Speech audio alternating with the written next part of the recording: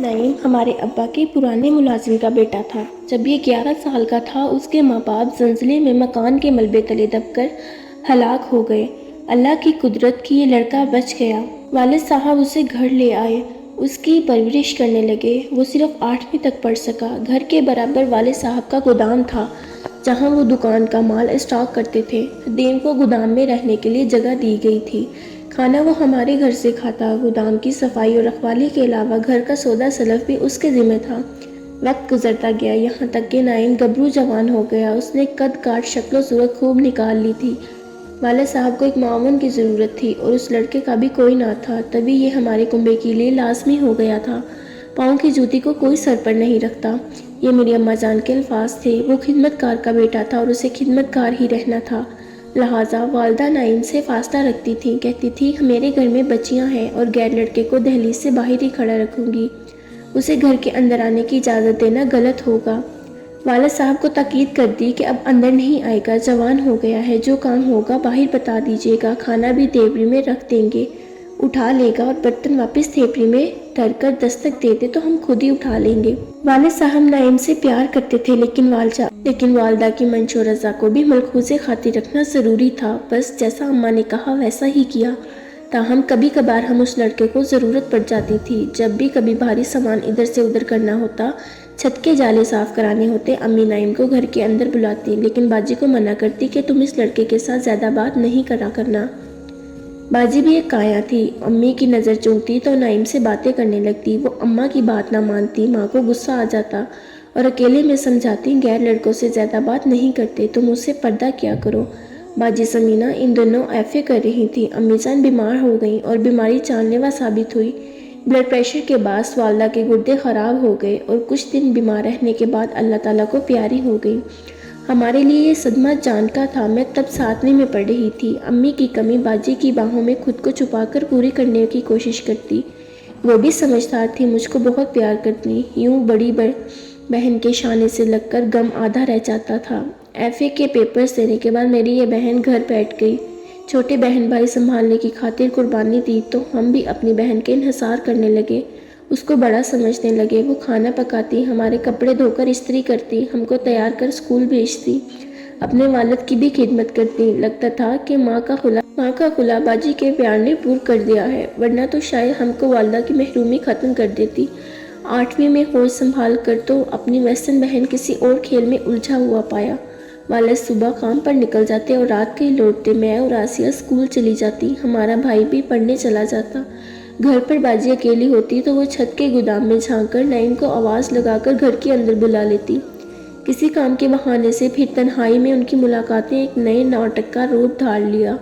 اتفاقاً کبھی میں اور آسیہ اسکول سے جلد آ جاتے، کبھی رفیع بھائی تو نعیم کو گھر میں ہم بیٹھا ہوا پاتے۔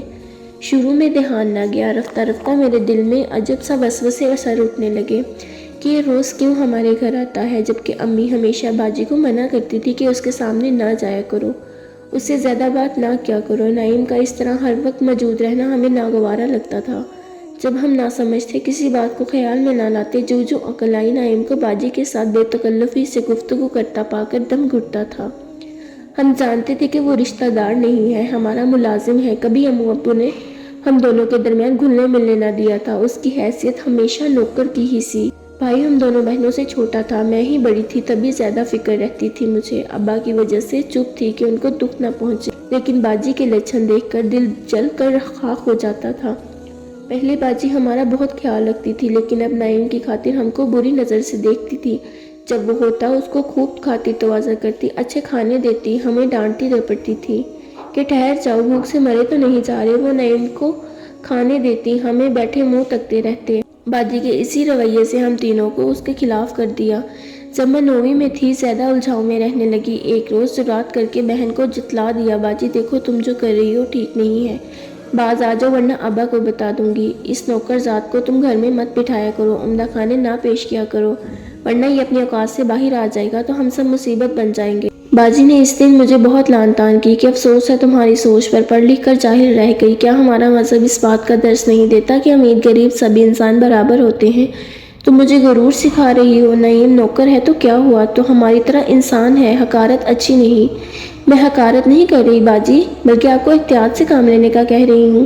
ابا کی لا علمی میں کیوں اس غیر آدمی کو گھر میں اندر بٹھاتی ہو، جبکہ اماں بھی فاصلہ رکھتی تھی اور اس کو گھر میں نہیں گھساتی تھی؟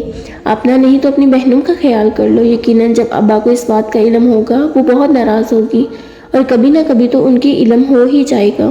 باجی پر میری یہ بات کا کوئی اثر نہ ہوا۔ ہم تو یوں ہی مجبور تھے کہ چھوٹے تھے اور وہ گھر سنبھالتی تھی، لیکن اب جب کہ میں اچھا برا سمجھنے لگی تھی تو کیسے چپ رہتی؟ میں نے بھی کہہ دیا کہ اگر باز نہ آئی تو سب کچھ ابا کو بتا دوں گی، پھر تم کو مارے یا گھر سے نکال دے، میں ذمہ دار نہیں۔ لیکن اب مجھے کچھ اور برداشت نہ ہوگا۔ جب دیکھا کہ میرے تیور کڑے ہیں، آپے سے باہر ہو گئی، جوتا اٹھا کر مارنے لگی۔ اس پر میرے دل میں جیسے آگ سی بھڑک اٹھی۔ پہلے تو میں اس کو محض ڈرا رہی تھی، اب قسم کھائی کہ جو ہوگا سو ہوگا، ابا کو ضرور شکایت لگاؤں گی۔ ابا شام کو گھر واپس آئے، میرا منہ سوجا ہوا تھا، آنکھیں سرخ ہو رہی تھیں۔ انہوں نے پیار سے پوچھا، ہماری بیٹی کو کیا ہوا ہے؟ کیوں آنکھیں سوجی ہوئی ہیں؟ میں تو پھٹ پڑی، جذبات میں آ کر ابا کو سب کچھ بتا دیا کہ باجی روز نائم کو بلا کر بٹھا لیتی ہیں، اسے کچن میں گرما گرم کھانے پیش کرتی ہیں، ہم تو سکول سے آتے ہیں، یہ موجود ہوتا ہے، یہی بات مجھے اچھی نہیں لگتی۔ اب نعیم جائے یا پھر اس کے گھر میں نہیں رہوں گی، میں نہیں رہوں گی۔ کہنے کو تو بہت کچھ تھا، لیکن ابا کہ میں تیور نہ دیکھ سکی۔ اس وقت گھر سے نکلے، گودام میں گئے اور سیدھا نعیم سے کہا کہ 1 منٹ سے یہاں سے دفع ہو جاؤ، پھر کبھی اپنی شکل مت دکھانا، جس تھالی میں کھاتے ہو اسی میں چھید کرتے ہو۔ نہ جانے کیوں کر انہوں نے خود پر قابو پایا، نعیم کو جانے دیا، ورنہ اتنے غصے میں تو خود میں ڈر گئی تھی کہ کہیں اس کا خون نہ کر دے۔ نعیم اس وقت چلا گیا، خدا جانے کہاں۔ میں بہت پچھتائی، بازی میں ابو کو بتا کر باجی کی بے قدری کرا دی تھی۔ جیسے بھی تھی ہم کو محبت دے رہی تھی، دیکھ بھال کر رہی تھی، ہمارے سارے کام کرتی تھی، تعلیم ہماری خاطر چھوڑ دی تھی، اتنی قربانی دی کہ ابا کہیں دوسری شادی سوتیلی ماں نہ لے بیٹھے۔ اب برے دنوں نے مجھے گھیر لیا۔ ابا کا بس نہ چلتا کہ باجی کو کنویں میں دھکا دے دیتے، وہ اٹھتے بیٹھتے مجھے کو سوتاتی۔ کمبخت بہن کے ڈائن، مجھ سے میرے باپ کی شفقت اور محبت چھین لی۔ ناگن، میں تو ہر وقت تجھ پر نچھاور ہوا کرتی تھی، اور تو نے یہ سلا دیا کہ مجھے میرے باپ کی نظروں سے گرا دیا۔ نعیم سے باتیں ہی کرتی تھی نا، کبھی کوئی غلط حرکت کرتے تو نہیں دیکھا تھا، پھر اتنی سی بات کو بڑھا چڑھا کر کیوں ابا کو بتا دیا؟ میں بھی انسان ہوں، کہیں آتی جاتی نہیں، ہر وقت تم لوگوں کی سیوا کرتی رہتی ہوں۔ تنہائی سے اکتا کر نعیم سے 2 باتیں کرنا اتنا بڑا گناہ تھا؟ اس بیچارے یتیم کا رہنے کا ٹھکانہ چھین لیا، اب نہ جانے وہ کہاں مارا مارا پھرتا ہوگا۔ بہت گناہ ہوگا تمہیں، تیرا بھی حال ہوگا، تو بھی در بدر بھٹکے گی، اس کی بددعا تیرا پیچھا نہیں چھوڑے گی۔ یہ ظلم بہت مہنگا پڑے گا جو تو نے اس کے ساتھ کیا ہے۔ جو وہ مجھے کوستی میں پریشان ہو جاتی، نعیم کو پھر پلٹ کر نہ آیا، اس کا کچھ اتا پتا نہ تھا۔ میں نے روتے پیٹتے BA کر لیا، تبھی ایک اچھا رشتہ آیا، ابا نے جھٹپٹ میری شادی کر دی۔ باجی بیچاری ابھی تک قربانی کا بکرا بنی ہوئی تھی کہ ایک چھوٹی بہن اور بھائی باقی تھے جس کی دیکھ بھال انہیں کرنی تھی۔ کچھ رشتہ داروں نے میری والد کو صلاح دی کہ تم دوسری شادی کر لو، گھر سنبھالنے والی آ جائے گی تو تم سمینہ کی شادی کر دینا۔ والد بھی چاہتے تھے کہ باجی سمینہ کی شادی کر دیں، لیکن جب کوئی اچھا رشتہ نہیں مل رہا تھا، وہ اسی کوشش میں تھے کہ ادھر بیٹی کے فرض سے فارغ ہو جائیں، اس کی شادی کے بارے میں سوچیں۔ انسان سوچتا کیا ہے، ہوتا کیا ہے۔ ابا کو کسی نے باجی کے لیے رشتہ بتایا، اور جس روز وہ لڑکا دیکھنے لاہور جا رہے تھے، پتو کے قریب ان کا ایکسیڈنٹ ہو گیا۔ وہ جان سے ہاتھ دھو بیٹھے۔ ہم کو تقدیر نے ایک اور زخم لگا دیا۔ میں تو اپنے گھر میں خوش اور آباد تھی، لیکن اب بڑا مسئلہ میری باجی سمینہ، چھوٹی بہن اور بھائی کا تھا، جو اکیلے نہ رہ سکتے تھے۔ عدنان بہت اچھے انسان تھے، وہ مجھے بے حد چاہتے تھے۔ میں ان کے بڑے بہنوں کی مجبوری بتائی، بولے کہ ان سب کو یہاں لے آؤ اور اپنے پاس رکھ لو۔ میں نے کہا ایسا درست نہ ہوگا، میرے والد صاحب کا ذاتی مکان ہے، وہ اس میں رہتے اچھے بھلے لگتے ہیں، مکان کو تالا لگ جائے گا اور لوگ بھی آپ کو یہی کہیں گے کہ بیوی کے رشتہ داروں کو پال رہا ہے، بہتر ہے کہ ہم وہیں جا کر رہ لیتے ہیں۔ جب تک کوئی ایسا باجی کا رشتہ نہیں مل جاتا جو گھر داماد بننے پر شرط قبول کر لے۔ عدنان نے میری بات مان لی اور ہم اپنے گھر سے والد صاحب کے گھر منتقل ہو گئے۔ والد صاحب نے کافی رقم باجی اور رفیع کے نام کرائی ہوئی تھی، لہٰذا نہیں خرچے کی تنگی تو نہ تھی، لیکن تحفظ ضرور چاہیے تھا۔ باجی میرے اور عدنان کے ساتھ رہنے پر بہت خوش تھی کہ اب ان کو ڈر نہ لگتا کہ بہت سے مسائل سے بچ گئے ہیں۔ عدنان ہر طرح سے میرے بھائی اور بہنوں کا خیال رکھ رہے تھے۔ میں البتہ والد کے گھر آ کر بے آرام ضرور ہوئی تھی، کیونکہ میرا اپنا گھر آرام و راحت کا گوارا تھا، جہاں نوکر چاکر سبھی سہولیات میسر تھیں۔ عدنان کی مجھ سے محبت دیکھ کر ہر کوئی مجھ پر رشک کرتا تھا۔ وارے باجی قسمت، ابھی کوئی موضوع رشتہ نہ ملا، لیکن چھوٹی بہن نے FA کر لیا تو اس کی شادی عدنان نے اپنی بہن کے بیٹے سے کرا دی۔ رفیع نے بھی 8ویں پاس کر لی اور اس کا سلیکشن آرمی کی اکیڈمی میں ہو گیا۔ وہ جو جہنم چلا گیا۔ اب گھر میں باجی اور عدنان رہ گئے۔ میں نے باجی سے اصرار کیا کہ اب آپ ہمارے گھر چل کر رہو، ہم بہت دن آپ کے پاس رہ لیے۔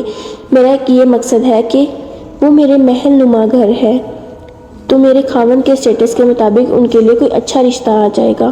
والد صاحب کا گھر تو ایک چھوٹا سا گھر تھا۔ ان کی وفات کے بعد ان کا حوالہ بھی نہ رہا تھا۔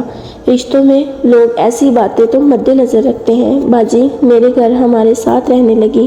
ہمارے ساتھ رہتے ہوئے یہاں ان کو احساس ہوا کہ مجھے تو دنیا کی دولت مل گئی ہو۔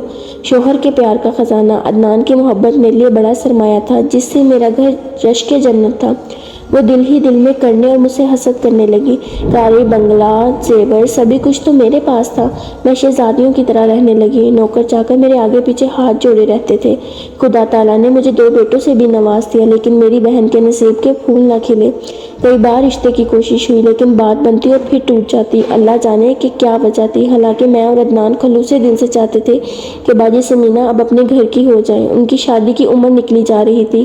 وہی ہوا جس کا ڈر تھا۔ بہت کوششوں کے باوجود ان کا رشتہ نہ ہو سکا۔